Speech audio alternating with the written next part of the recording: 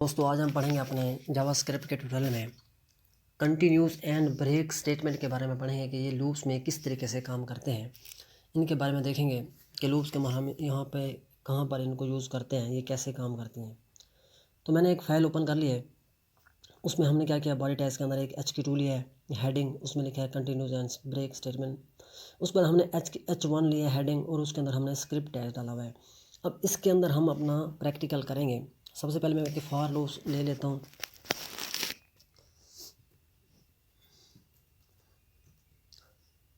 इसके अंदर हम एक वेरिएबल ले लेते हैं, where a is equal to 1, a less than is equal to 10। अब इसके बाद हम a प्लस प्लस कर देते हैं, इंक्रीमेंट कर देते हैं a प्लस प्लस। अब यहाँ पे यानी कि हमने क्या किया, एक इनिशियलाइज़ किया, यानी कि a वेरिएबल्स को एक वैल्यू डिक्लेयर कर दी 1। अब उसके बाद a हमने देखा कि a हमने कंडीशन लगाई a छोटा है 10 से, उसके बाद हमने a प्लस प्लस कर दिया। इसके अंदर हम क्या करते हैं, हमें एक डॉक्यूमेंट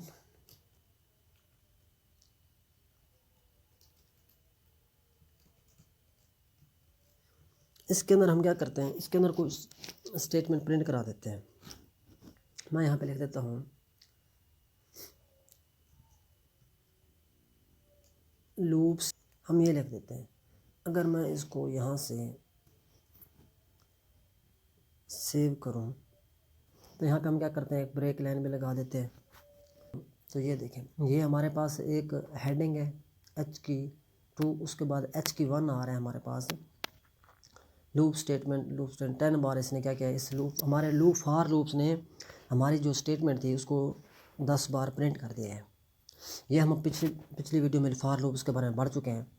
अब हमने क्या करना है, अगर मैं यहाँ पे लगा दूँ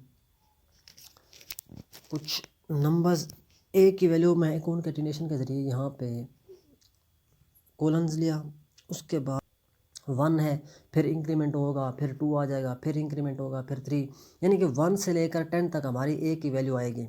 जब 11 होगा तो वो फॉल्स होगा, वो वैल्यू हमारी प्रिंट नहीं होगी। यानी कि जब 11 का इंक्रीमेंट होगा तो उस वक्त ये कंडीशन फॉल हो जाएगी, क्योंकि हमने यहाँ पे एक लिमिट सेट कर दिया है 10 की। तो इस तरीके में अगर इसको सेव करता हूँ तो ये देखें, ये हमारे पास 1 2 3 4 आ गया है। तो यहाँ पे हम थोड़ा स्पेस भी दे देते हैं। मैं दोबारा सेव करता हूँ तो ये देखें, ये थोड़ा स्पेस मिल गया। यहाँ पर भी हम थोड़ा स्पेस दे देते हैं। अब दोबारा सेव करते हैं, ये देखें, यानी कि ये हमारे पास नंबर्स आ रहे हैं। तो अब हम क्या करना चाहते हैं, इसको मैं अगर हमने क्या किया था, यानी कि हम इफ़ कंडीशन के बारे में पढ़ा था, अगर मैं वो इसके अंदर लगा दूँ यहाँ से, मैं यहाँ पे क्या कर रहा हूँ, मैं यहाँ पे कर रहा हूँ 5, यानी कि हमने एक कंपैरिजन ऑपरेटर पढ़ा था डबल इक्वल टू।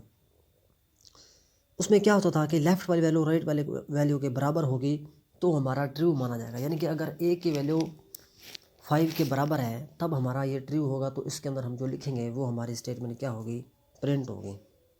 यहाँ से हम इसको उठा के तो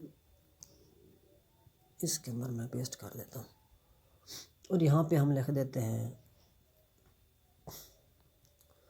लूप्स की बजाय मैं कर देता हूँ नंबर, यानी नंबर कर देता हूँ। अब क्या है, यानी कि जैसे ही हमारा इंक्रीमेंट होगा A1 प्रिंट होगा, स्टेटमेंट एक प्रिंट हो जाएगी, फिर 2 प्रिंट हो जाएगी, स्टेटमेंट 3 4। जब नंबर 5 आएगा तो 5 नंबर जब आएगा, a की पहले जब 5 आएगी तो a यहाँ पे क्या है 5 है। तो यहाँ के जब वैल्यू आप यानी कि बराबर होगी, लेफ़्ट और राइट वैल्यू बराबर होगी, तो ये स्टेटमेंट भी हमारी चल जाएगी। तो इसको हम क्या करते हैं, इसको सेव करके देखते हैं। तो ये देखें, यानी कि जैसे ही नंबर 5 आया तो उसने ये स्टेटमेंट भी प्रिंट कर दी नंबर 5, जिसके अंदर हमने ये लिखा हुआ था नंबर 5 लिखा हुआ था। यानी कि a की वैल्यू में क्या आ रहा है, 5 आ रहा है, तो यहाँ पे उसने प्रिंट कर दिया है नंबर 5। अब हम चाहते हैं कि ये जो नंबर 5 आ रहा है, दूसरे पर भी हमारा लूप चल रहा है, लूप स्टेटमेंट नंबर 5 दे रहा है। हम चाहते हैं कि ये जो है ये चीज़ हमारे पास ना आए, हम सिर्फ नंबर 5 को रखना चाहते हैं। ये जो है स्टेटमेंट, इफ़ वाली जो स्टेटमेंट है हम वो लगाना चाहते हैं। आगे लूप्स में जो आ रहा है वो ना आए, हम यानी कि 6 से स्टार्ट करें। तो उस सूरत में हमारे पास आता है यानी कि एक स्टेटमेंट आती है लूप्स, यानी कि कंटिन्यू स्टेटमेंट। हम यहाँ पे अगर लगाते हैं, मैं यहाँ पे क्या करता हूँ, कंटिन्यूस लिख देता हूँ।